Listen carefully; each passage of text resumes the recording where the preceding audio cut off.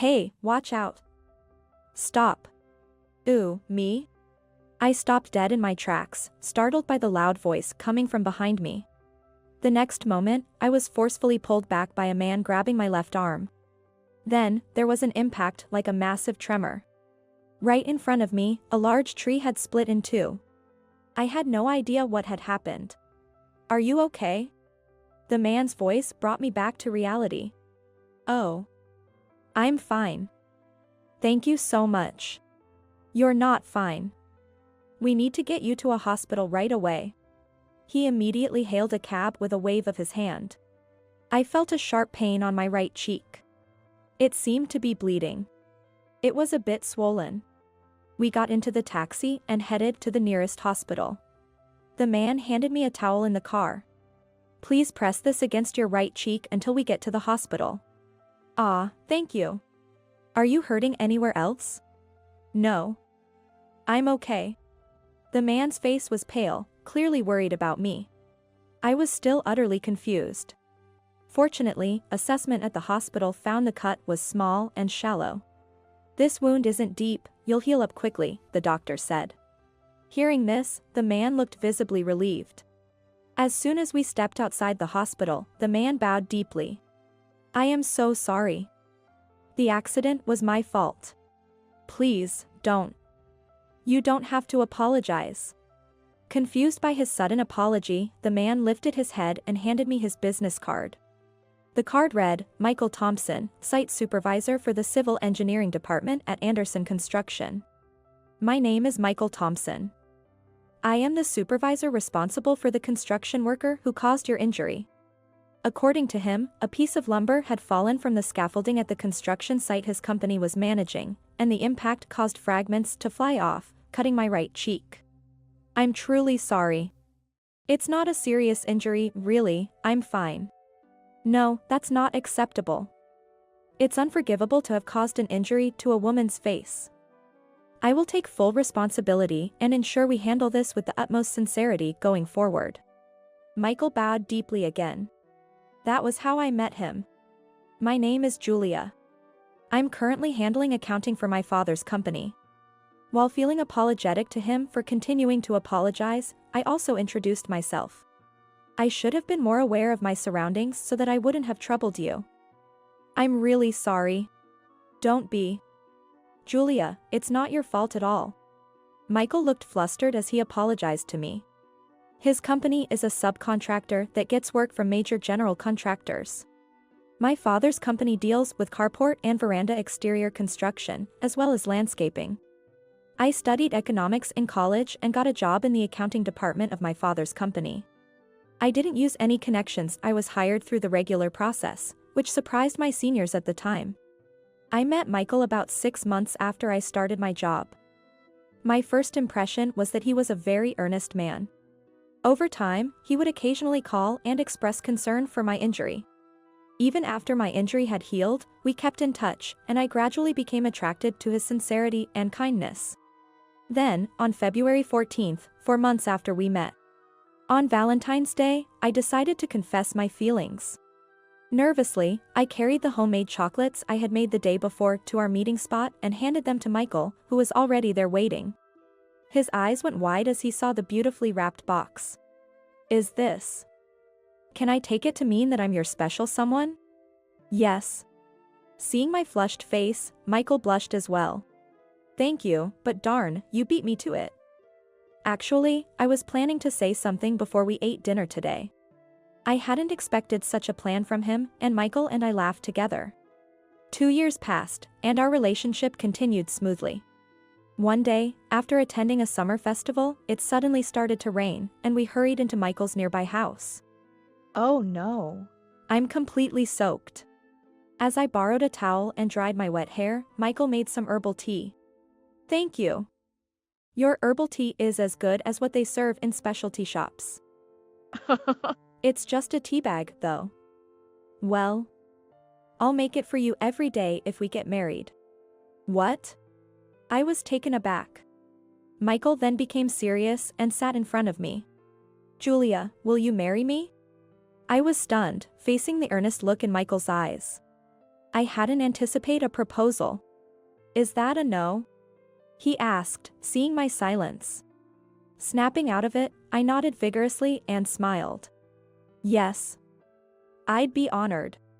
For a moment, there was silence, and then Michael exhaled deeply. Phew.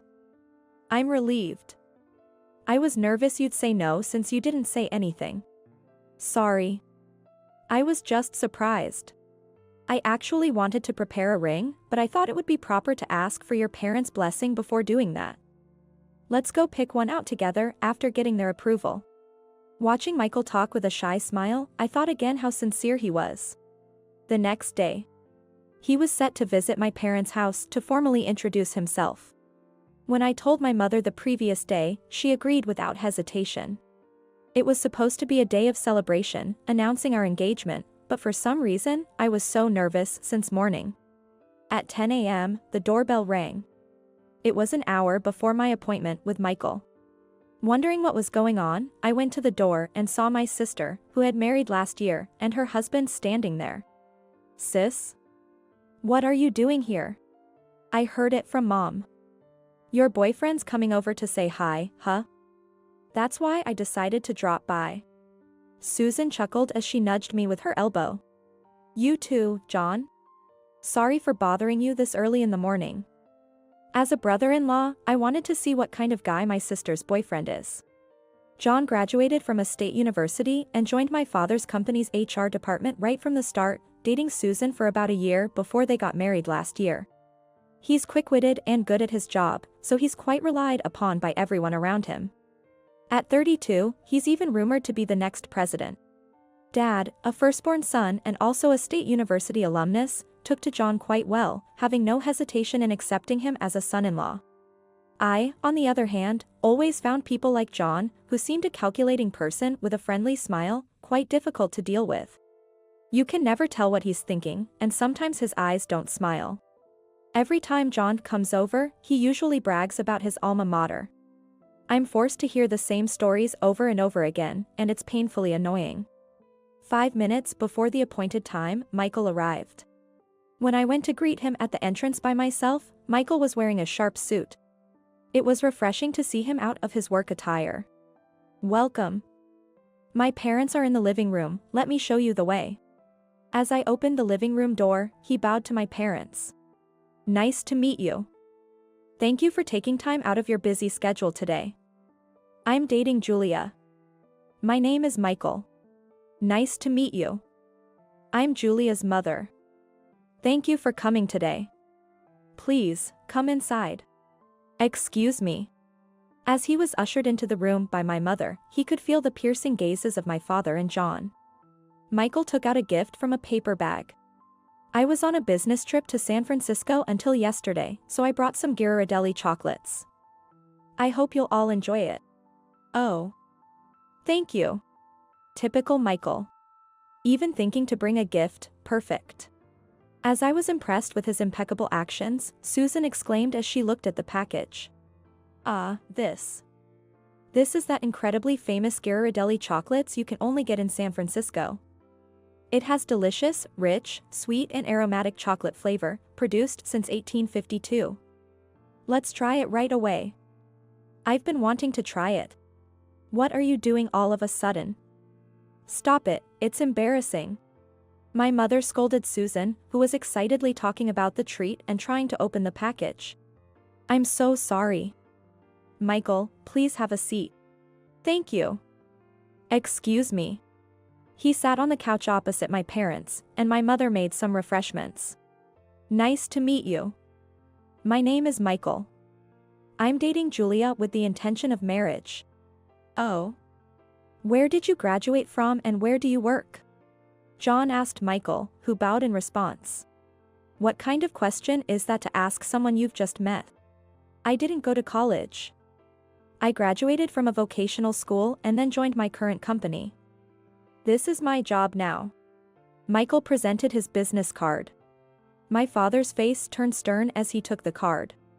Then John, with a nasty grin, said condescendingly. Anderson Construction. Civil Engineering Site Supervisor? So, you supervise construction workers, Huh? Anderson Construction is a well-known company, but you only went to a vocational school? Our daughter graduated from a prestigious private university, have you heard?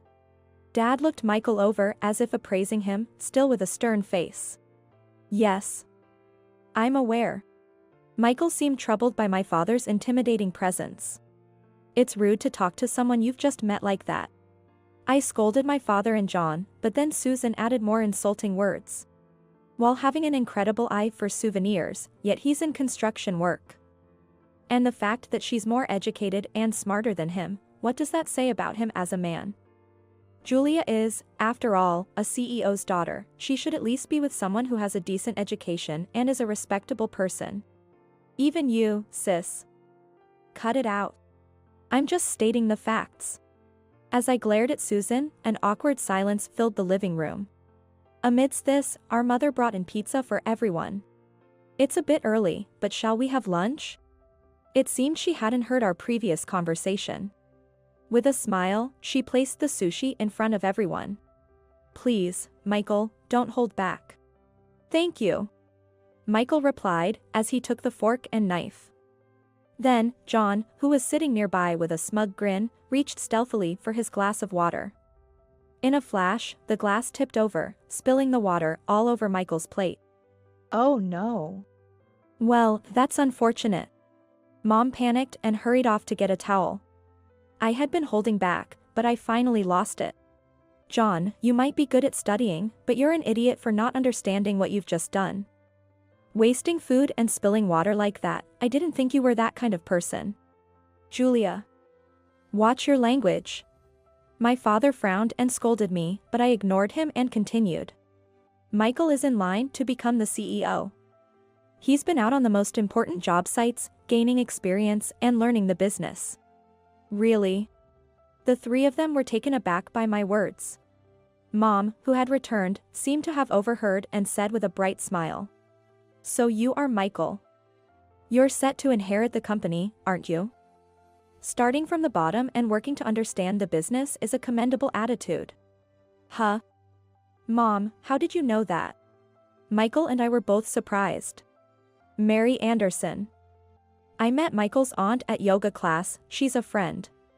She always talks about Michael, her pride and joy, who chose vocational school over college, passed the national exam for civil construction management, and within 5 years at Anderson Construction, passed the advanced level, a nephew with such bright prospects. For Mr. and Mrs. Anderson, who don't have children, Michael is a beacon of hope. Hearing this, John and Dad turned pale, and Susan looked down, embarrassed. Mom pressed on. John. Is spilling water on people's plates some kind of hobby for you, or was it, perhaps a mean trick on Michael? Her voice was gentle, but her eyes weren't smiling. This must be some misunderstanding. John was sweating, trying desperately to explain. Anderson Corporation, managed by Michael's uncle, is one of the leading general contractors. And Michael, who is set to become CEO of the subsidiary Anderson Group, has been trusted with various projects by the parent company. It wasn't hard to imagine what it meant to show disrespect to the future president of such a company. Michael, let's go out to eat instead. I took Michael by the hand and stood up, and Mom saw us to the door. We'll have a proper meal together soon, just the three of us, without them. Michael. I'm so sorry for today's disrespect. I'll have a word with those three. No, it's okay, really. Please continue to look after Julia. Mom bowed her head with a smile. We hadn't discussed marriage yet, but we both felt relieved at her words. Thank you for today. I will definitely make Julia happy. Excuse us, then. And with that, Michael and I left the house. Never seen you that angry before. You were quite something. I'll have to be careful not to make you mad. Sorry. I just couldn't take it anymore. No, it was good to see a new side of you. After that, we had dinner at a nearby restaurant and I saw Michael off at the station. A few days after, we immediately went to register our marriage, and then went to buy an engagement ring. Looking at the ring on my finger, I happily reported to Mom that we were officially married. After moving out of my parents' house, I moved into Michael's apartment, and at work, I handed over my duties to a contract staff member. I just couldn't keep up with my father, my sister, and my brother-in-law. Therefore, I decided to leave the company. After that, Michael officially became the CEO. He invited me to work with him temporarily, but I declined. I figured it was a good opportunity to start something new, so I decided to learn cooking. Nowadays, I'm getting daily cooking lessons from Mom. Actually, after a fight with my dad, she said she'd be taking a little break from home, so now we're living together.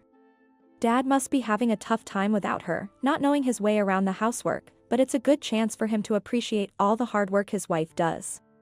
Susan is also having a spat with her husband and is currently living separately. According to a colleague, John, who was once so confident in his work, now spends his days just sighing and staring out the window, and apparently, he's become more of a nuisance than anything. As for me, I'm getting married to Michael and I intend to work on my cooking skills, so I can prepare delicious meals for him and our future family. We couldn't have a wedding, but right now, I'm really happy.